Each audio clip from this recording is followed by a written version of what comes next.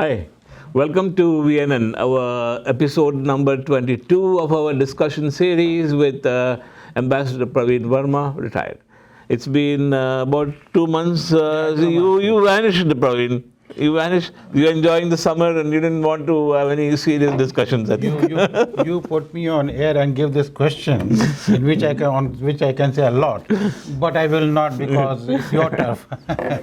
But yes, it's good to be together again, and I hope that we don't have a break again. I think now the summer is done, so now I think we can continue. It was a holiday period. The kids were here, so no problem. So now we have come when the kids are going back to school, the schools are opening, there'll be more traffic on the road, and so we are here. Anyway, now coming seriously, what is happening in Ukraine? It seems to have come to a stalemate. I mean, there's not much talk of the war now. I mean, it's almost disappearing from the news. Yeah, it's 6 months, and we were not talking, they were not engaging. I mean, there must be war going on, people must be dying, and I don't know what's, It is happening. Nothing. It is happening, but it is happening at a very low scale, and the people have more or less lost interest. The media has lost its focus on Ukraine. Yeah. Now it's Taiwan, I think. Taiwan came in between, which was diverted attention, but then things are not over there. Russia is in occupation of that nuclear plant, and time again they keep on threatening that they'll shut off the power, or there's some shelling within and from the nuclear power, which is a very dangerous thing.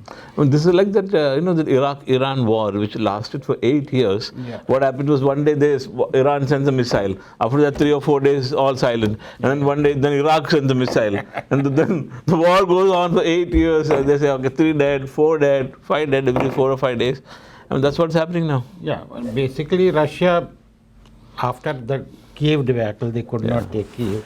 They have fulfilled their mission of taking. I think they're done. South. They're done. They've taken the south. Yeah.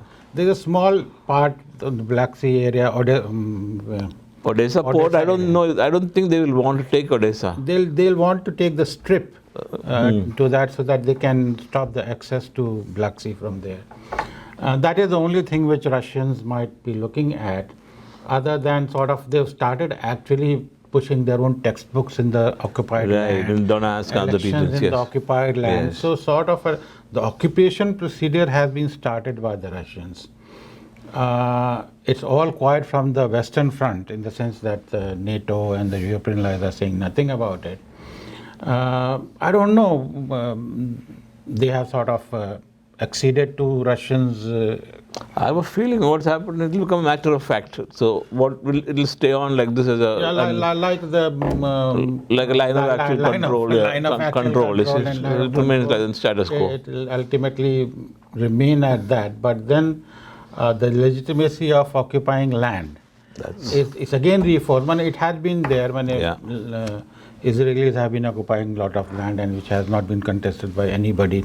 Similarly, I think Russians will keep on occupying this land. Or maybe even China must be doing this, some actions in Taiwan also to distract from the Ukraine. That is a more difficult question. That's a more difficult problem, because you see, Ukraine was not a member of NATO. No, they were not. So therefore, NATO could not come in direct support. Otherwise, NATO is bound. They were not even in EU. Yeah, NATO is. EU is not relevant in the military thing. NATO is bound to react if its member country is attacked by anybody. Yeah. Which did not attract the focus over here. So NATO didn't do anything. They are still doing things from background. Even yesterday, I read that the Americans have been training Ukrainians for underwater drones. And the drones is a different nuclear warfare nowadays again. So focus, as far as the Europeans are concerned, has more moved towards China. That's true. China and US also. US also. And this was actually what you can say brought forward by Pelosi's visit. And Pelosi's visit angered China, and China started this games there and practice and everything. And today, of course, today they are escalated a little more now, because they're surrounding Taiwan with ships, and airplanes are going just near the border. And Germany and France have sent in fighter jets to the Indo-Pacific. So I don't know about what escalation is going to the Chinese have already encircled Taiwan. technically Taiwan, and their aircraft have been regularly encroaching the Taiwanese airspace. But then beyond that, for the last 1 week, nothing has happened. There has been more activity from the western side, where people are giving more interest and more focus on the Indo-Pacific. Indo-Pacific has become, normally one said that the First World War started in the Balkans, the Second World War started in the Balkans, the Third World War is also going to start somewhere over there. But now there is a second focus in the Indo-Pacific, and for the Europeans, it will be much better to keep it out of the European continent. And then put it down there. The war breaks out, it will be in the Indo-Pacific. Asian countries, that's it. Yeah. So now we have seen a concern. Even the Canadians are moving towards the Indo-Pacific and. Pacific Ocean, it is a part of Canada's ocean, so Canada should have interest there. It should be. No. The Pacific Ocean is a huge ocean. Huge area. It's only we have a Pacific coast. Whole Pacific Ocean doesn't interest anybody. Yeah. Once you start with the economic zone, it starts over there, and then the territorial waters. Yeah. For that reason, Canada has nothing much to. It's too much in the north here. Pacific. And Canadian Army and the military strength is it's very minimal. Secondary to USA, so whatever the Americans do, they follow it. So, but showing an interest gives you another sort of angle to the whole situation, where the solidarity of the Western world to counter Chinese threat in the South China Seas is seen. There's no progress yet on this Indo-Canadian Free Trade Agreement. It's just been talks going on for so long, the last 10 years. There's progress on many things on Indo-Canada front, and my fear is that till that the domestic problem with India in terms of our secessionists and those sort of things. Those the Khalistani extradition treaties are not. That doesn't seem to work. Till those things are sorted out at the ground level, I see lots of difficulty in moving forward and on many substantive issues.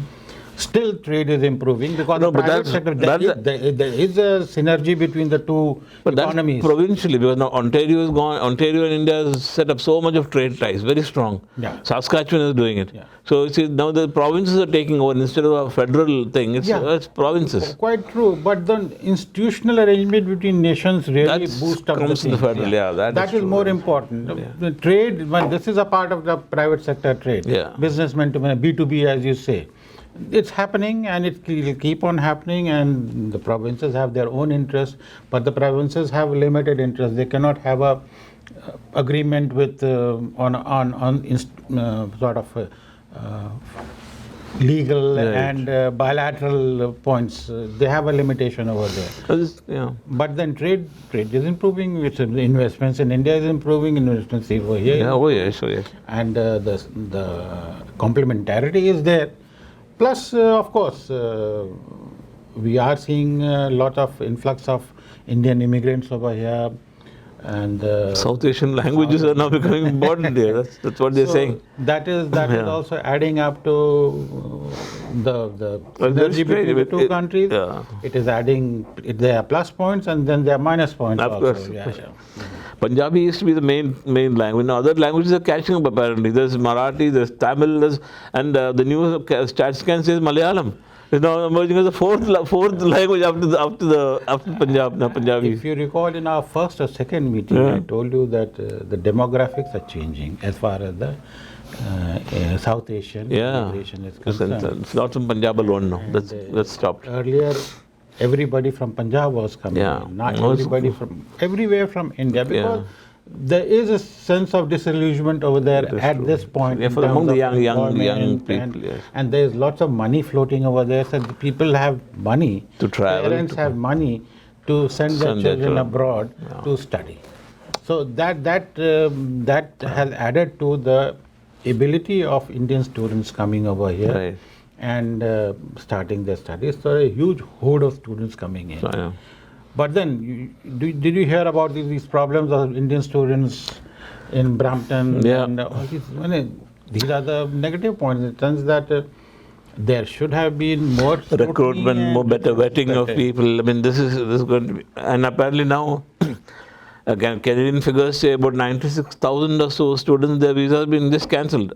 Student visa not permission is not given because they say it's all of the fraudulent documents. Yeah, but then we should talk to these colleges who send their recruiters over there, and they just say that put this money in fund over here and you get an appointment over there, and after 9 months you are eligible for a... And this, you found many of the students who come here, they can't speak proper English.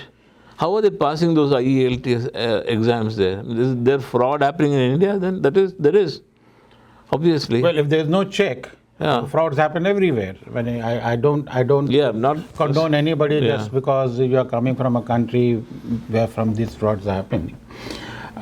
If you are not checking it, for your regular immigration, you are checking everything. You are doing security check for students. I don't know what sort of check there is.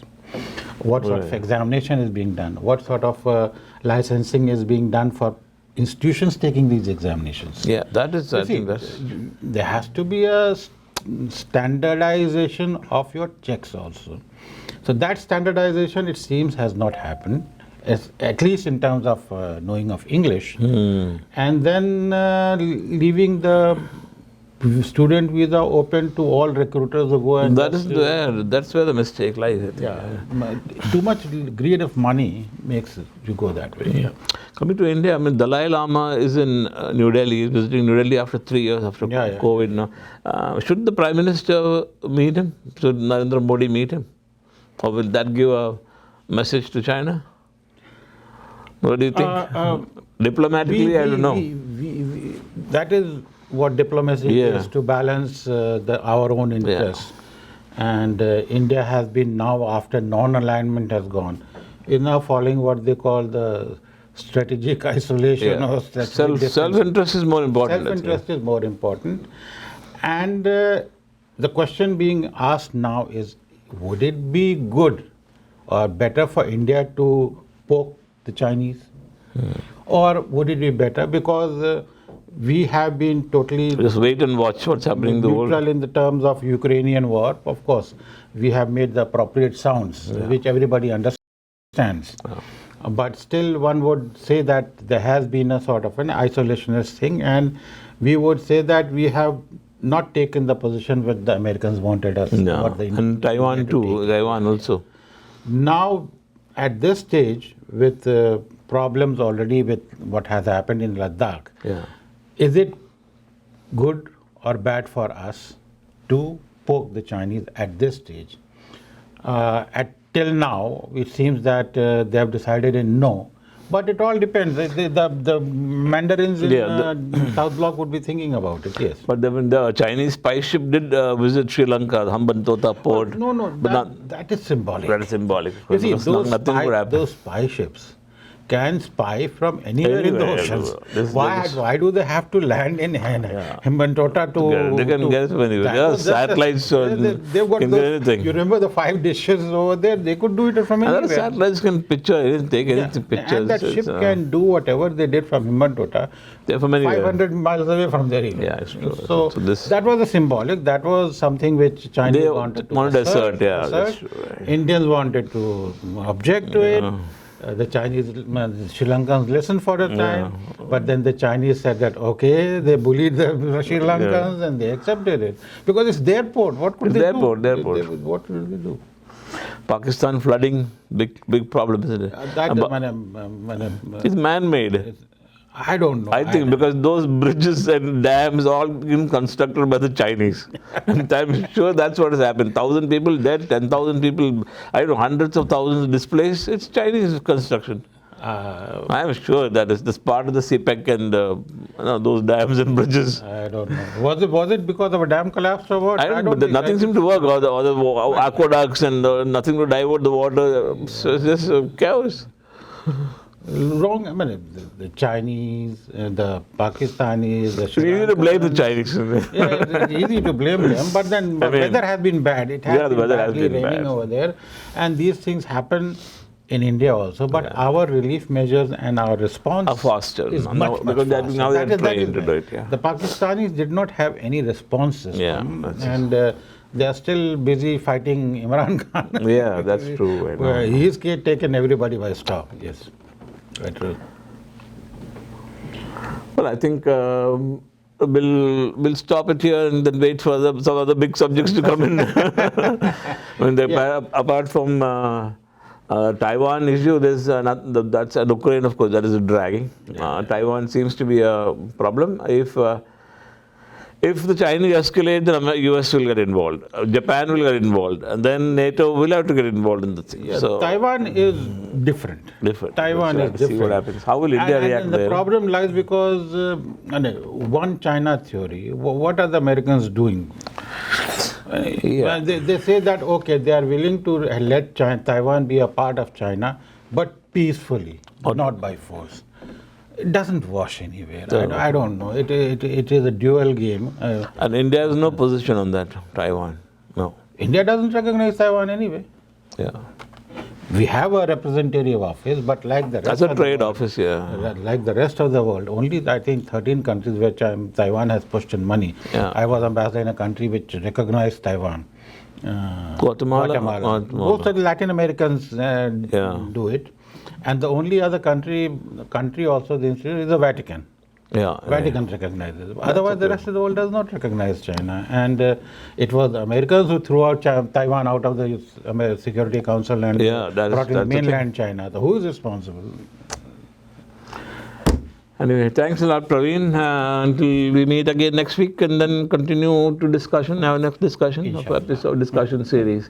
Thank you for watching this episode of VNN and see you next week. Bye-bye.